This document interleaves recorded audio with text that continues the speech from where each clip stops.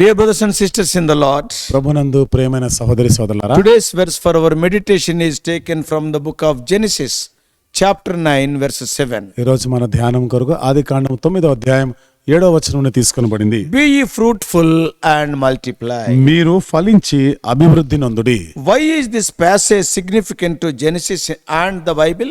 ఈ భాగము ఆదికాండానికి బైబిల్ అంతటికి ఎందుకు ప్రాముఖ్యమైనది? In this passage, we see Noah was righteous, ఈ భాగంలో నోవహు నీతిమంతుడుగా మనం చూస్తున్నాం. and by God's mercy, he survived the judgment of the flood and inherited this new world. దేవుని కనికరాన్ని బట్టి జలప్రయాణంలో నుండి ఆయన తప్పించబడ్డాడు. He inherited this new world. ఈ నూతనమైనటువంటి ఈ ప్రపంచాన్ని ఆయన స్వతంత్రించుకున్నాడు. This is a picture of what is going to take place in the near future. ఇది రాబోయే భవిష్యత్తు కాలంలో జరగబోయేదానికి ఒక దృశ్యంగా ఉంది. Only the righteous will inherit the kingdom of God. నీతిమంతులు మాత్రమే దేవుని రాజ్యమును స్వతంత్రించుకునేవారు. We are seeing a new blessing here. ఇక్కడ ఒక నూతనమైనటువంటి ఆశీర్వాదాలు చూస్తున్నాం. In the verse for our meditation today. నేటి దినము మన ధ్యానం కొరకు ఈ వచనంలో, As Noah gets his land back, the first thing God does is to bless him. మరి నోవహు ఇక్కడ మళ్ళా ఈ భూమి మీదకి వచ్చిన తర్వాత అతన్ని మొదటిదిగా ఆశీర్వదించాలని కోరినాడు. Read verses 1 and 7. 1వ వచనం 7వ వచనం కూడా చదవండి. So God tells Noah at this beginning the same thing he told Adam and Eve at the first beginning. ఇక్కడ దేవుడు నోవతో ఇక్కడ ఈ ఆరంభంలో చెప్పిన మాట అక్కడ ఆరంభంలో ఆదాము హవ్వలతో కూడా చెప్పిన మాట. That's what we read in Genesis 1:28. ఇది ఆదికాండం 1వ అధ్యాయం 28వ వచనంలో చదవచ్చు. So God is starting over with Noah and his family afresh. దేవుడు నోవహు కుటుంబంతో ఒక నూతన ఆరంభాన్ని చేస్తున్నాడు. Noah and family are the couple of seeds that God will cause to grow the vine of humanity all over the earth again. నోవహు ఆ కుటుంబం వారు కూడా మరలా వారి ద్వారా భూమి మీద అంతా కూడా ఒక సంతతి రావడానికి దేవుడు ఆజ్ఞాపించాడు. So they are the seeds. వాళ్ళే ఒక విత్తనమైనారు. The Lord gives and the Lord takes away. దేవుడు ఇచ్చేవాడు, దేవుడు తీసుకుని పోయేవాడు. The Lord took away evil humanity before the flood. దేవుడు ఆ జల ప్రళయానికి ముందున్నటువంటి ఆ చెడిపోయినటువంటి ఆ సమాజం అంతటిని కూడా తీసివేసినాడు. Now he is going to start over and replenish the earth with mankind. ఇప్పుడు ఆయన మరలా నూతన ఆరంభంలో మరలా మానవుల్ని ఆయన మరి అభివృద్ధి చెందింపజేస్తున్నాడు. Now I notice as I keep rereading through Genesis is that God's blessing is seen in increase and multiplying. ఇప్పుడు మరలా ఈ ఆది కాండంలో మనం చదువుతా ఉంటే దేవుడు మరలా నరులను ఆయన ఆశీర్వదిస్తూ అభివృద్ధి చెందింపజేస్తాడు. God's blessing is seen when there is increase, when there is multiplication, when there is filling. చూడండి, ఎక్కడైతే అభివృద్ధి ఉంటుందో, నింపుదల ఉంటుందో అది దేవుని యొక్క ఆశీర్వాదంగా ఆయన చూస్తా ఉన్నాం మనం. Basically blessing means more. చూడండి, ప్రాథమికంగా మనం చూస్తాం ఆశీర్వాదాలు అనేవి అధికమైనవి. Blessing means more, that is increase. అంటే ఆశీర్వాదము ఆశ్రయించబడటం అంటే అధికం అవడం. Throughout Genesis, wherever God is blessing, we read of people experiencing increase and getting more. ఆదికాండం అంతట్లో కూడా ఎక్కడెక్కడ దేవుడు ఆశీర్వదించాడో అక్కడ ప్రజలందరూ కూడా వాళ్ళు ఎక్కువైంది వాళ్ళు అది అధికమైన చూస్తాం. We saw it first in Adam and Eve. God blessed and they increased in number. మొదటిదిగా ఆదాము హవ్వల జీవితంలో మనం చూస్తాము, సంఖ్యకు ఆయన విస్తరింపజేసినాడు. And now the same thing with Noah. ఇప్పుడు అదే నోవహుతో కూడా చేసినాడు. But follow along with me to see the principle that God's blessing means increase. ఆ తర్వాత మళ్ళీ ఇక్కడ మీరు చూడండి, దేవుని యొక్క ఆశీర్వాదాలంటే ఆయన దాన్ని అధికం చేయడం, వృద్ధిని కలుగజేయడం. First we see in the material increase. మొదటిగా మనం వస్తు రూపకమైనటువంటి వృద్ధిని చూస్తున్నాం. In 7 areas we can see the increase. Follow carefully. చూడండి, జాగ్రత్తగా మీరు గమనించండి, 7 విషయాల్లో మనం ఈ వృద్ధిని మనం చూడొచ్చు. Number 1, మొదటిది increased wealth. చూడండి, సంపదలో వృద్ధి. The Lord has blessed my master abundantly and he has become more wealthy. దేవుడు నా యజమానుని ఆశీర్వదించి 24:12 of Genesis. ఆదికాండం 24వ అధ్యాయం 12వ వచనంలో మనం చూస్తాం, నా యజమానుని ఆయన ఆశీర్వదించిన కారణాన్ని బట్టి అతడు అభివృద్ధి చెందినాడంట. And in Genesis 26 chapter, ఆదికాండం 26వ అధ్యాయంలో in verses 12 and 13, 12-13 వచనాల్లో God blesses by increasing Isaac's wealth. దేవుడు ఇస్సాకు యొక్క ఆస్తిని ఆయన వృద్ధి చేయడం వలన ఆశీర్వదిస్తున్నాడు. Brother will read verses 12 and 13. చూడండి, 12-13 వచనాలు చదువుతున్నాను. ఇస్సాకు ఆ దేశమందున్నవాడే విత్తనము వేసి ఆ సంవత్సరము 100 అంతలు ఫలము పొందెను.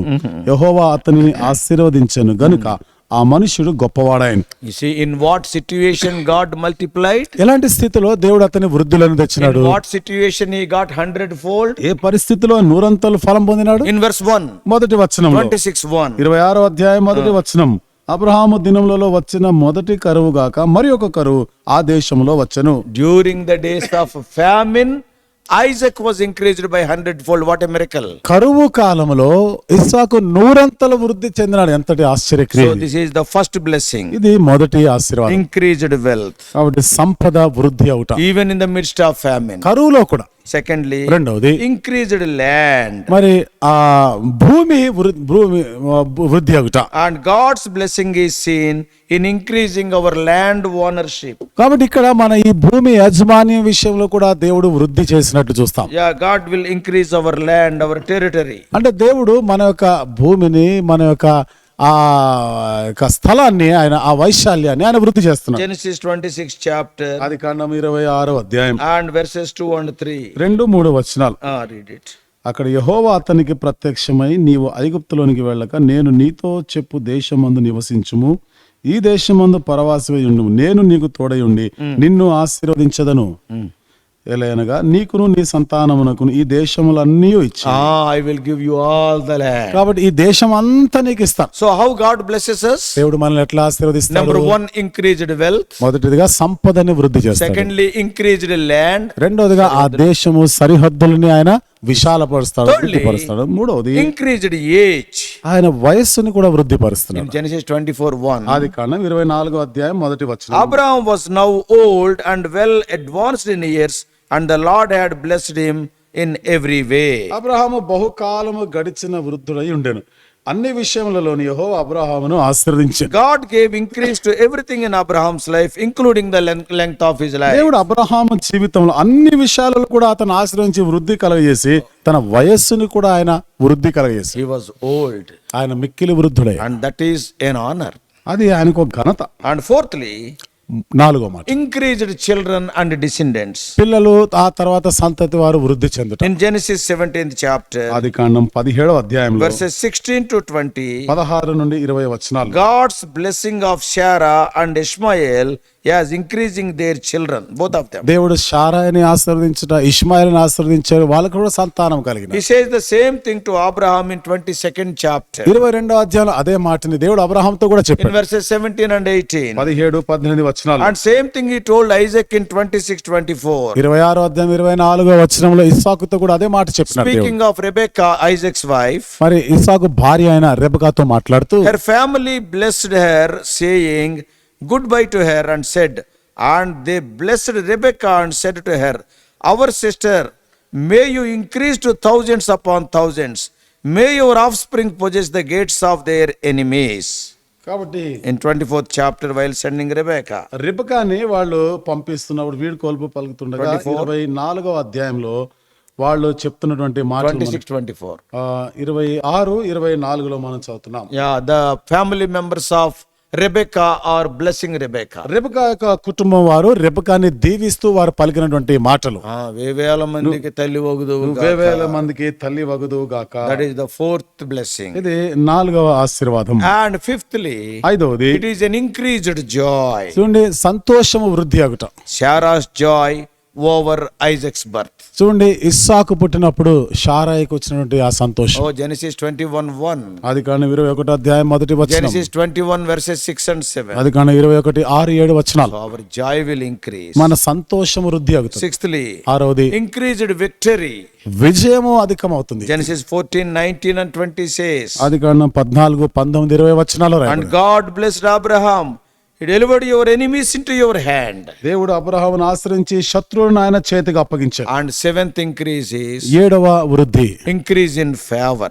మరి దేవుని యొక్క దయ కటాక్షంలో వృద్ధి పొందుట. In Genesis 39th chapter, అది కాండం 39వ అధ్యాయం verses 4 and 5. 4, 5 వచనాలు, The Lord blessed the household of Egyptian because of Joseph, and Joseph found favor in the eyes of Potiphar. కాబట్టి మరి యోసేపు నీ దేవుడు ఆశీర్వదించాడు, యోసేపుని బట్టి దేవుడు తన పోతీఫర్ యొక్క ఇంటిని, తన యజమాని ఇంటిని ఆశీర్వదించాడు. And Joseph found favor in the sight of Potiphar. మరి పోతీఫర్ దృష్టికి యోసేపుకి కటాక్షం కలిగింది. So how can we apply these truths? ఈ సత్యాలని మనం ఎట్లా అన్వయించుకోగలము? God's blessing brings increase. దేవుని ఆశీర్వాదాలు మనకి వృద్ధిని కలుగజేస్తాయి. They may mean material as in the physical health and financial blessings. ఇవి వస్తురూపకమైన ఆర్థికమైనటువంటి మరి శరీర సంబంధమైనటువంటి విషయాల్లో కూడా ఉంటాయి. No real believer sees their good health as something other than God's blessing. God blessed me, that's why I am having good health. నిజమైనటువంటి విశ్వాసి మంచి ఆరోగ్యం ఉందంటే ఏమంటాడు ఆయన? దేవుడు నన్ను ఆశీర్వదించాడు కాబట్టి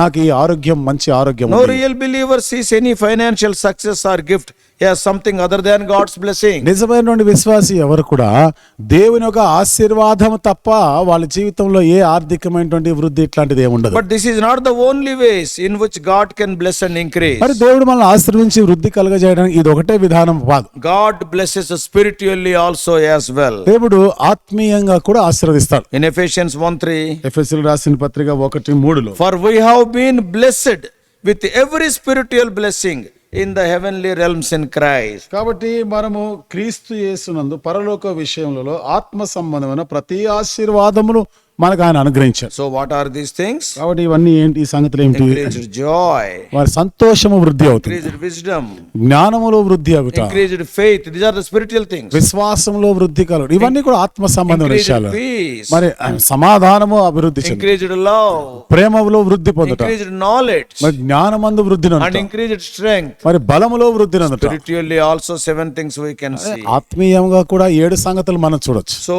how can we apply these things to our వీటిని life? మన జీవితానికి ఎట్లా అన్వయించుకోగలము? Sometimes God takes away in order to add. కొన్నిసార్లు దేవుడు కొన్ని జతపరచడానికి, కలపడానికి కొన్నిటిని తీసివేస్తాడు. Sometimes God takes away in one area of life to add in another. కొన్నిసార్లు దేవుడు మరొక విషయంలో మనల్ని ఆయన వృద్ధి చేయడానికి మనకున్న కొన్నిటిని తీసివేస్తుంటాడు If ఆయన. God takes away wealth and health, for example, ఉదాహరణకి దేవుడు మన యొక్క ఆరోగ్యం, మన యొక్క సంపద, ఆస్తిని ఆయన తీసివేస్తే it could be to increase something else. అంటే మరొక విషయంలో ఎక్కడో ఆయన మనల్ని వృద్ధి కలగజేయాలనుకుంటున్నాడు. What is that? అదేమిటి? Your faith, నీ విశ్వాసం, your trust in Him. ఆయన యందు నీకున్న నమ్మిక. By taking away these things, He will increase your dependence on Him. వీటిని తీసివేయట ద్వారా, తొలగించడం ద్వారా దేవుని పైన నువ్వు ఆధారపడడం, ఇది వృద్ధి చేస్తాడు. We have to think positively, కొంచెం సానుకూలంగానే మనం because ఆలోచన nothing చేయాలి. happens in our lives without His permission. ఎందుకంటే దేవుని అనుమతి లేనిది మన జీవితంలో ఏది సంభవించదు. Probably God takes away these things so that to increase your confidence that God is truly good. బహుశా నిజంగా దేవుడు మంచివాడు అనేటువంటి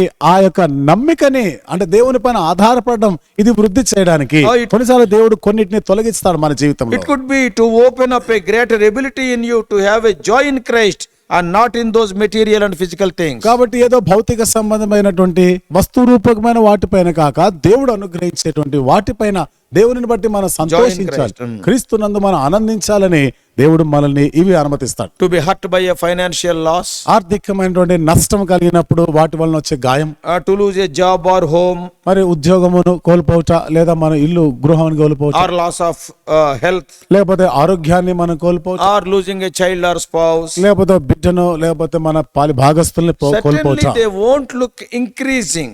నిశ్చయంగా ఇవి వృద్ధి కలగజేసినట్టుగా కనబడదు But మనకి. God does not take something away without a good purpose. కానీ దేవుడు ఒక మంచి ఉద్దేశం ఉంటే తప్ప ఏది కూడా తీసివేయడు ఆయన. How was Job a different man at the end of the book compared to the beginning? చూడండి, యోబు ఎంత వేరైన వ్యక్తిగా ఉన్నాడు. మనం చూడండి, ఆరంభంలో ఆయన దిశను అక్కడ రాయబడిన మాటలతో పోల్చుకుంటే అంతిమ దశ ఎట్లా ఉందో. Jesus said the church at Smyrna was materially destitute, while at the same time he called rich.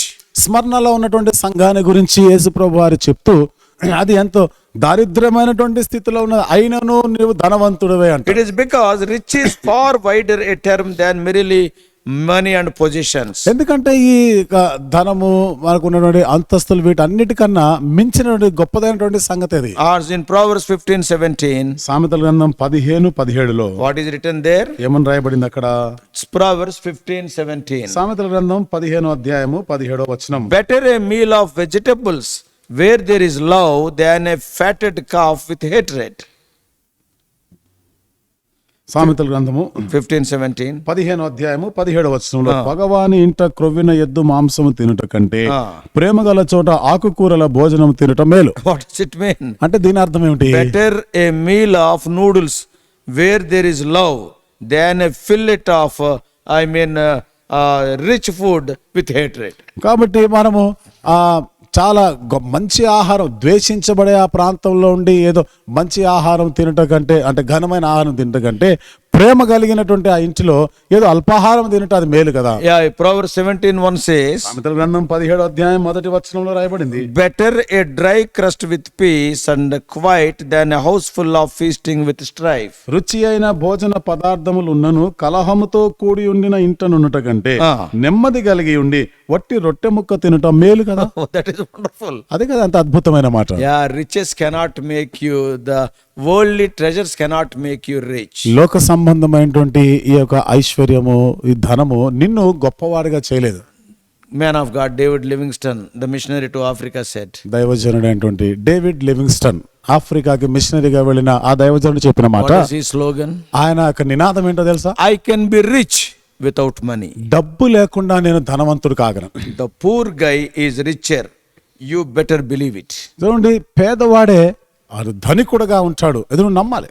Choose poverty and peace instead of wealth and war. చూడండి, సంపద, యుద్ధము, కలహము కన్నా కూడా పేదరికాన్ని మనము ఆశించడం మేలు. May God help us to understand these spiritual truths. ఆత్మ సంబంధ సత్యాలు మనం అర్థం చేసుకున్నట్టుగా దేవుడు సహాయం చేయాలి. These are the true riches of the word of God. ఇవి దేవుని వాక్యంలో ఉన్న నిజమైనటువంటి ఐశ్వర్యం. Let us hold them fast. వాటిని మనం గట్టిగా పట్టుకొని ఉండాలి. May God bless us. దేవుడు మనల్ని దీవించునుగా. Shall we pray? ప్రార్థన చేసుకుందాం. Loving heavenly Father, ప్రేమగల మా పరలోకపు తండ్రి, our gracious God, కృపగల మా దేవా, Lord, we thank thee for the verse for our meditation today. నేటి దినము ధ్యానం కొరకైన వచనాన్ని బట్టి వందనాలు చెల్లిస్తున్నాం. Oh Lord, you be fruitful and multiply. మీరు ఫలించి అభివృద్ధి నొందుడి అన్న. Oh Lord, what a wonderful thing it is. ఎంత అద్భుతమైన సంగతి. You want to bless us. నీవు మమ్మల్ని Just now ఆశీర్వదించాలనుకుంటున్నావు. we have seen.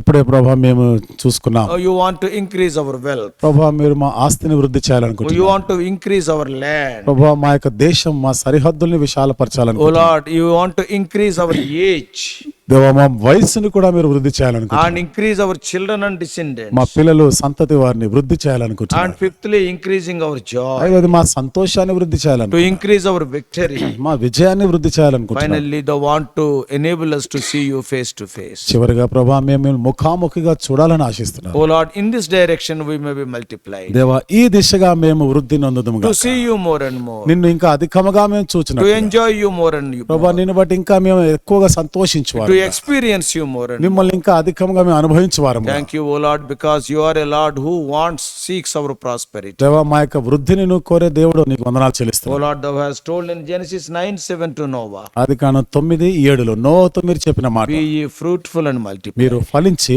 అభివృద్ధి నొందుడి అని. Same thing you are speaking to us. ప్రభా ఆ మాటలే మాతో మాట్లాడుతున్నారు. Same thing you are speaking to our hearers. ఆ మాటలే ప్రభా వింటున్న వారితో కూడా మాట్లాడుతున్నారు. Lead us throughout this day. దేవా దినమంతటి వరకు మమ్మల్ని నడిపించండి. Make these words real in our lives. ఈ మాటలు మా జీవితంలో వాస్తవ రూపం దాల్చినట్లు In చేయండి. Jesus' precious name we pray. యేసు ప్రభు వారి అమూల్యమైన నామంలో ప్రార్థించి వేడుకుంటున్నాము తండ్రి.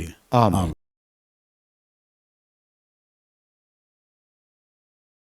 God bless you all.